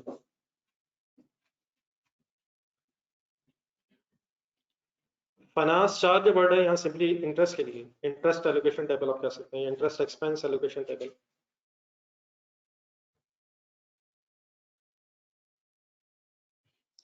Total interest हमें पता है, मैं जब करने लगा एक दफा जरा क्लियर कर लें, 2290 तो हमें पता है, लेकिन क्या ये 2290 सारा पहली इंस्टॉलमेंट में ही है? ये इंस्टॉलमेंट्स में डिवाइडेड है। अब इसे सेग्रीगेट करना है कि किस इंस्टॉलमेंट में कितना इंटरेस्ट है, उसके लिए टेबल बना रहे हैं, बल्कि इसका जरा पर्पस भी लिख रहे हैं ब्रैकेट में नेक्स्ट लाइन में, ये टेबल बनाने का मकसद क्या है। तो सेग्रीगेट द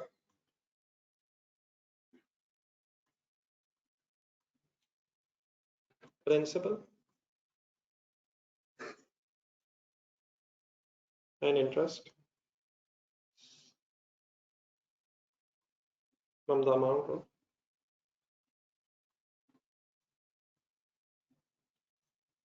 रेंटल्स। अब ये जो इंस्टॉलमेंट्स हैं या रेंटल्स हैं, ये इंटरचेंजेबली वर्ड इस्तेमाल हो जाता है, इसमें दोनों लिखते हैं, रेंटल्स या इंस्टॉलमेंट्स कर, ये 2000 की अमाउंट्स हैं, instalment of lease, rentals, instalments of lease. मकसद ये है कि जो 2000 रुपीज की अमाउंट्स हैं डिफरेंट, इनमें प्रिंसिपल अमाउंट कितनी हर एक में और इसमें इंटरेस्ट कितना है वो अलग करना हमारा काम है। इस टेबल का बनाने का मकसद कि रेंटल्स में से प्रिंसिपल और इंटरेस्ट सेग्रीगेट हो गए, अलग अलग हो।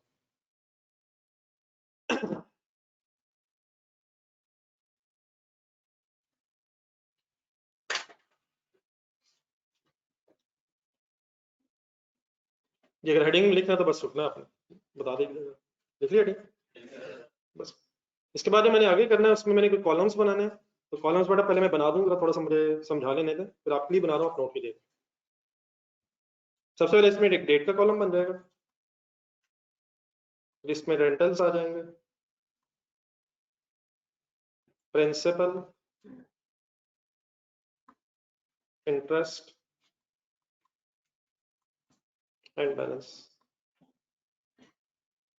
ठहर जाए ठहर जाए ठहर जाए प्लीज,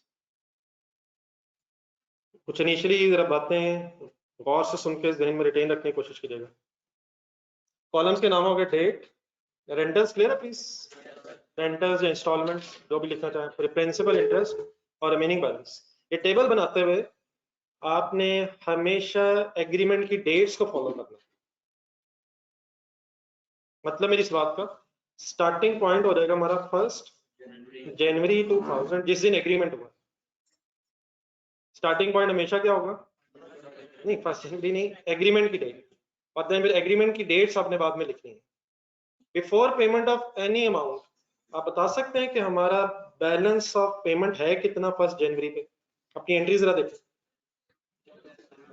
कोई भी पैसे देने से पहले हमारा बैलेंस ऑफ पेमेंट 1 जनवरी को है कितना? 10,000 है या 7710? 10,000 है या 10,000 में जो इंटरेस्ट है वो तो साथ साथ पेबल बनेगा, तो इस दिन हमारा पेबल का बैलेंस कितना है? इट मींस हमारा स्टार्टिंग पॉइंट हुआ करेगा present value of lease payment, जिससे हमने अपनी लाइबिलिटी को क्रेडिट किया। ठीक है, लीज पेमेंट या present value of lease payment? Present value of lease payment. किस डेट से स्टार्ट किया करेंगे? एग्रीमेंट की डेट से। और किस बैलेंस से स्टार्ट किया करेंगे? जिस प्रेजेंट वैल्यू से हमने अपनी लाइबिलिटी रिकॉर्ड की। तक ठीक है प्लीज। नेक्स्ट फिर आपने एग्रीमेंट के मुताबिक चलते जाना है। मैंने दोबारा नेक्स्ट डेट क्यों लिखी है? क्योंकि एग्रीमेंट के मुताबिक इसी डेट पे एक initial payment, immediate payment of 2000 rupees होनी है सर। उसमें इंटरेस्ट कितना है? उस पहले 2000 में इंटरेस्ट कितना है? इंटरेस्ट अगर नहीं है तो क्या वो सारा का सारा प्रिंसिपल ही था? अगर वो प्रिंसिपल पे हो जाए तो 7710 में से प्रिंसिपल लेस करके रिमेनिंग प्रिंसिपल कितना रह गया होगा। कैलकुलेटर पकड़ लें, कैलकुलेटर पकड़। 7710 हमारा स्टार्टिंग प्रिंसिपल था, स्टार्टिंग प्रेजेंट वैल्यू लायबिलिटी की थी। 2000 का अगर प्रिंसिपल पे हो जाए तो हमारा रिमेनिंग प्रिंसिपल रह जाएगा 5710। Any confusion? 7710 दोबारा ऊपर ढूंढे, सबसे ऊपर। क्या इसके अंदर इंटरेस्ट भी है? इसके अंदर इंटरेस्ट भी है। ये सिर्फ प्रिंसिपल अमाउंट है, तो मैंने प्रिंसिपल से लेस किया। एक काम और करवा दें, बाकी भी ये टेबल आपको समझ आ जाएगा। नेक्स्ट डेट बताएं क्या लिखा। 31 दिसंबर 2000। उस दिन भी 2000 रुपीज की इंस्टॉलमेंट के तौर पे पेमेंट होनी है। क्या इसमें इंटरेस्ट है? इसमें इंटरेस्ट है, इस पे इंटरेस्ट नहीं है। ये भी जरा मेरे वर्ड जरा क्लियर होता है। इंटरेस्ट की जो कैलकुलेशन होती है वो थोड़ा सा और हमें बोरिंग कॉस्ट की तरफ शायद जाना पड़े। लोन पे अगर आपने इंटरेस्ट की कैलकुलेशन करनी है तो आप आउटस्टैंडिंग बैलेंस पे रेट लगाते हैं। आउटस्टैंडिंग बैलेंस का मतलब होता है वो बैलेंस जो कुछ अर्सा कांस्टेंट रहा है। तो एक सेकंड बैलेंस वाला कॉलम देखना। हमारी लायबिलिटी थी 7710, पहले ही दिन 2000 देने के बाद वो हो गई है 5710। अब 5710 वाली लायबिलिटी में चेंज पूरे साल बाद आ रहा है। 7710 में से 2000 लेस होने के बाद 1 जनवरी पे हमारा फाइनल बैलेंस 5710 हो गया था। ऐसे ही सर, अब इसमें फर्दर चेंज कब आएगा? जब पूरे साल बाद हम नेक्स्ट पेमेंट करेंगे। तो what is the outstanding balance of this year 2000? 5710 पे इंटरेस्ट कैलकुलेट होना चाहिए या 7710 पे? इंस्टॉलमेंट पे इंटरेस्ट नहीं होता, इंस्टॉलमेंट में इंटरेस्ट होगा। इंटरेस्ट कैलकुलेट किस पे होगा? Outstanding balance of lease liability. तो किससे रेट मल्टीप्लाई करूंगा? कैलकुलेटर पकड़े। 5710 मल्टीप्लाइड बाय रेट था हमारा 15%, और पूरे साल ही का लेना है, वरना अगर फॉर एग्जांपल 6 मंथ्स के बाद चेंज आ जाता तो वही टाइम बेसिस पे सारी गेम चलनी है। पूरा साल ही है तो 5710 into 15% kindly. Let me complete, let me complete, let me complete. क्या आंसर आ रहा है? प्लीज जहां जहां जरूरत पड़े प्लीज राउंड ऑफ कीजिएगा। 857 मैंने देखे गौर से बोर्ड पे, किस कॉलम में लिखा? 5857। ठीक है। अब रेंटल की टोटल अमाउंट क्या है इससे पीछे देखें। 2000 क्या है? रेंटल जिसमें प्रिंसिपल भी है और इंटरेस्ट भी है। इंटरेस्ट आ गया है, बैलेंसिंग फिगर फाइंड आउट करें। कैसे फाइंड आउट होगी? Rental minus interest is equal to principal amount is 1143। Please let me repeat. 5710 से रेट मल्टीप्लाई करके पहले इंटरेस्ट आया, इंटरेस्ट को फिर रेंटल में से माइनस करके हमारे पास प्रिंसिपल अमाउंट आ गई। एक लास्ट कॉलम का बैलेंस कैलकुलेट करवाएं कैसे है। 5710 में से जस्ट मिनट, अगर ये नेक्स्ट रेंटल पे हो जाए 31 दिसंबर 2000 वाला अगर रेंटल पे हो जाए तो जो 5710 का बैलेंस था उसमें कोई चेंज आएगा? किस अमाउंट से चेंज आएगा? और नहीं सर जी, नहीं सर जी, मेरा तो खाली 2000 माइनस होगा। 2000 में प्रॉब्लम क्या है? इसमें इंटरेस्ट भी है और वो जो अमाउंट है बैलेंस की वो सिर्फ प्रिंसिपल अमाउंट है। तो 5710 में से 1143 माइनस करके रिमेनिंग प्रिंसिपल आपके सामने आता है। कैलकुलेट करें, कैलकुलेट करें, कैलकुलेट। 4567।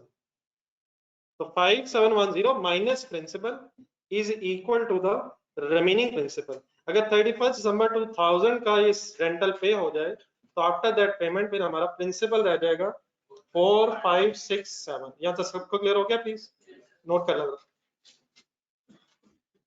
अच्छा, आप लोग कहीं एक लाइन छोड़ के अगर लिख लें ये जब फिगर्स है ना, एक एक लाइन छोड़ के लिखिएगा टेबल बनाते हुए।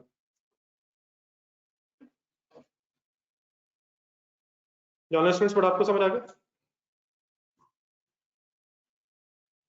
ये फिगर्स कैसे सॉल्व हुई हैं प्लीज समझ आ गई?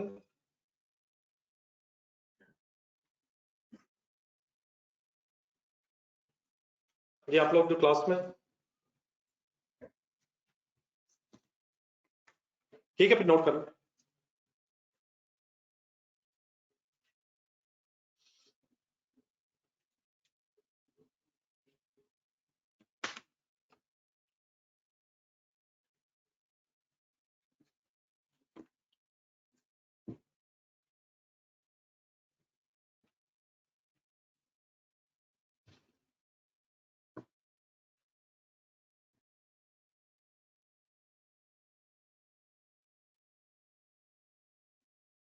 जी बैलेंस में इंटरेस्ट है नहीं, बैलेंस में इंटरेस्ट है ही नहीं, इसलिए वो प्रिंसिपल सिर्फ माइनस होना। रेंटल में है वो डेफिनेटली, रेंटल पेमेंट जब आप करेंगे जिसमें प्रिंसिपल इंटरेस्ट उसकी मैं एंट्री बताता हूँ।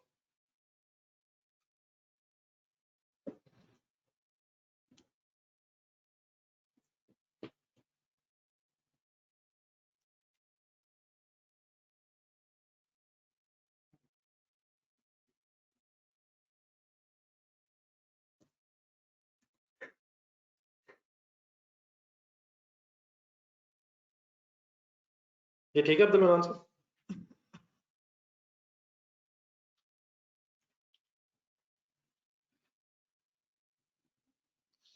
जी टेबल जरा कंप्लीट करवा दो।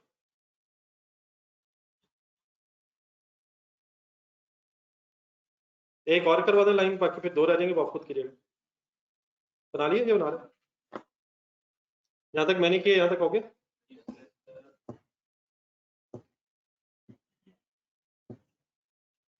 एक नेक्स्ट स्टेप करवा दो जरा। रेडी? डेट बोल। 31 दिसंबर 2001। रेंटल की अमाउंट हो गई 2000। इंटरेस्ट कैसे कैलकुलेट करो? 4 5 6 7 इंटू 15% डन हो जाएगा सर। 1 3 नहीं बहुत पहले से 685 सॉल्व कर लेना यार। 685 समझ आ गया please? Balancing figure of principal कैसे निकालो, फिगर बोलनी है आपको। 2000 minus 685 is equal to 1315। 1315। Remaining principal कैसे फाइंड आउट करो? 4 5 6 7 माइनस 1315 3252। Everything is clear? करें माइंड अप।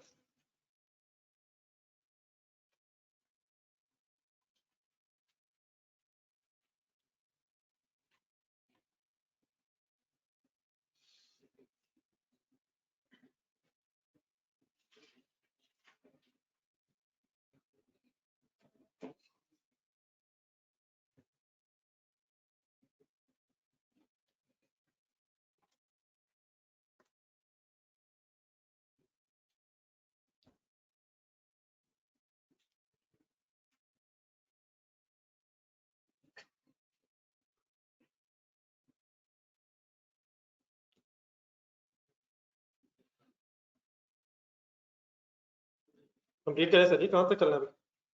2 साल है।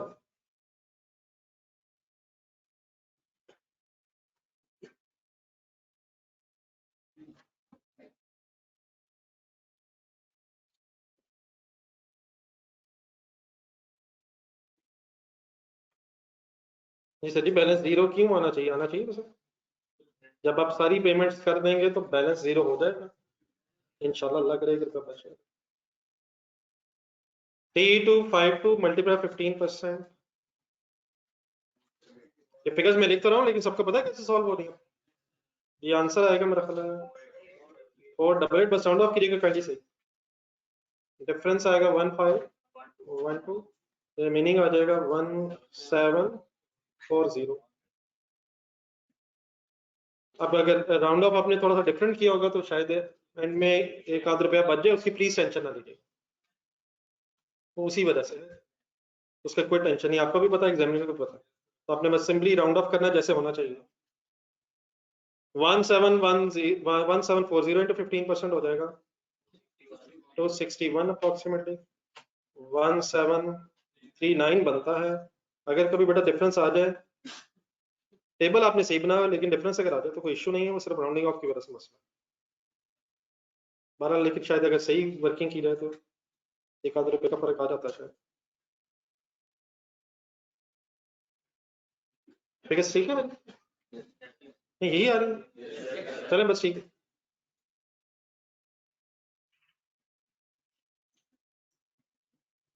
आपके टेबल में आंसर अप्रोक्सीमेटली जीरो आया करेगा, ये अप्रोक्सीमेटली समझ आ जाएगा, ठीक है? अगर कभी डिफरेंस आ जाए प्लीज वो राउंडिंग ऑफ की वजह से।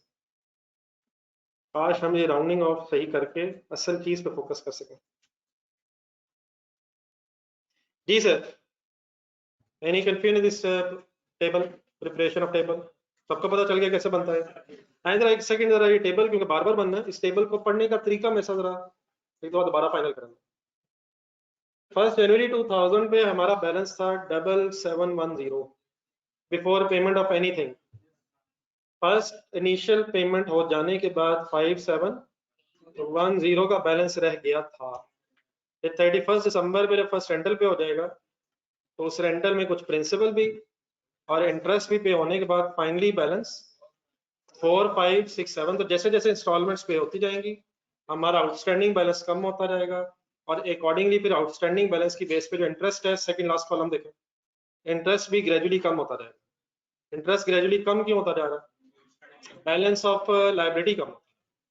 ठीक है, अब हमने इसके लिए स्पेस रखी थी टेबल बनाते हुए ऊपर हमने एक एंट्री करनी थी, तो किस डेट की एंट्री करनी है हमने? तो टेबल बनाने का मकसद यही है कि अब टेबल में डेट्स आ गई हैं, उन डेट्स की बेस पे अब हमने अपनी एंट्रीज फाइनल कर लेनी है। तो 31 दिसंबर 2000 पे अब जो रेंटल की पेमेंट है उसमें 1143 प्रिंसिपल है और 857 उसमें इंटरेस्ट है। तो इसकी अकाउंटिंग एंट्री पहले आपने प्लीज करवानी है, अच्छी तरह देख के समझ लेनी है, फिर आराम से खुद बल्कि लिखिएगा। तो टेबल में 31 दिसंबर 2000 के रेंटल की अमाउंट सर सामने रख लें। रेडी है सारे? कैश बताएं कितना जाएगा? बैंक ने तो बेटा अपनी इंस्टॉलमेंट की अमाउंट लेनी है, तो कैश या बैंक क्रेडिट हमारा 2000। Okay please. अब इसमें जो 1143 है उस प्रिंसिपल अमाउंट के अगेंस्ट क्या डेबिट होना चाहिए? Lease liability debit. Lease liability हमने प्रिंसिपल अमाउंट से रिकॉर्ड की हुई है, तो प्रिंसिपल अमाउंट से हमारी लायबिलिटी कम हो जाएगी 1143। Okay please. अब इसमें balancing figure automatically debit side पे कितनी बच गई है? कितनी आ गई? कितनी आ गई? तो 857 के साथ क्या आ गया? इंटरेस्ट एक्सपेंस, इंटरेस्ट पे पर। एक तरीका ये भी हो सकता था कि पहले हम इस इंटरेस्ट को एक्सपेंस डेबिट करके पेएबल रिकॉर्ड कर लेते और फिर पेएबल की पेमेंट की एंट्री कर लेते। क्या जिस दिन इंटरेस्ट ड्यू हो रहा है उसी दिन पे हो रहा है? तो सिर्फ इस इंटरेस्ट की अगर एंट्री में बोलूं तो शायद ये है इंटरेस्ट एक्सपेंस डेबिट और कैश क्रेडिट। अगर फॉर एग्जांपल इस साल का इंटरेस्ट होता लेकिन इसकी पेमेंट को नेक्स्ट ईयर में हो रही होती, तो फिर एक्सपेंस डेबिट करके पेएबल क्रेडिट होता। तो क्योंकि इसी साल का इंटरेस्ट इसी साल पे हो रहा है तो हमें शायद अक्रू करने की जरूरत नहीं पड़ रही, तो एक्सपेंस डेबिट और कैश क्रेडिट। ठीक है? ठीक है सर, देखिए एंट्री।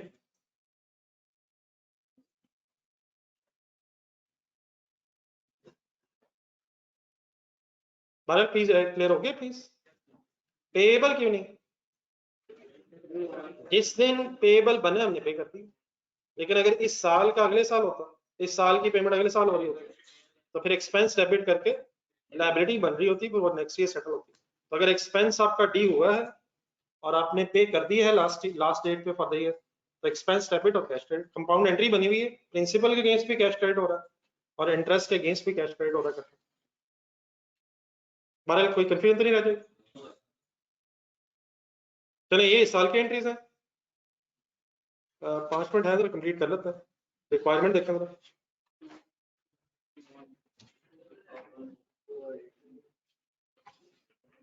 थर्टी फर्स्ट नंबर 2001 की एंट्रीज भी है, कोई नहीं, एक मिनट में हो जाएगी।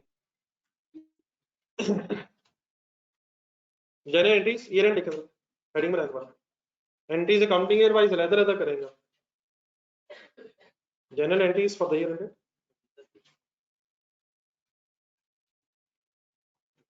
31 दिसंबर 2000 2001 सॉरी 2000।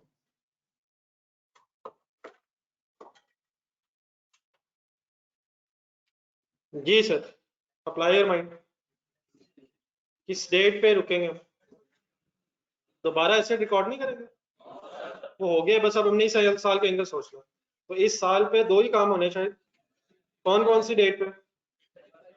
31 दिसंबर 2001 पे दो काम कौन कौन से होने हैं? डेप्रिसिएशन चार्ज करनी है और नेक्स्ट रेंटल की पेमेंट होनी है। चले इस तरह करें, ऐसे टाइम मेरा कम है, जल्दबाजी में हम करने की बजाय इसको होमवर्क करते कोशिश कर सकते हैं। डेप्रिसिएशन का स्ट्रेट लाइन मेथड है, सेम एंट्री होगी, अमाउंट सेम रहेगी, रेंटल की जरा कोशिश कर लीजिएगा, फिर मैं लिखूंगा कल, ठीक है। तो आज जरा काइंडली थोड़ा सा रिवाइज कर लीजिएगा, नेक्स्ट रिक्वायरमेंट मेरे साथ ही भी कीजिएगा, तो एक आध दिन में जरा यूज तो हो जाए चीजों से। कोई कंफ्यूजन लेके तो नहीं घर जा रहे? जज़ाकल्लाह, रिवाइज कीजिएगा प्लीज। जर्नल स्टूडेंट्स की कोई कंफ्यूजन? एक ग्रुप वाला यार नंबर मैसेज कर देंगे। नहीं लेसर अभी छोड़, उसकी बुक्स में 2 हफ्ते लगा बहस होनी।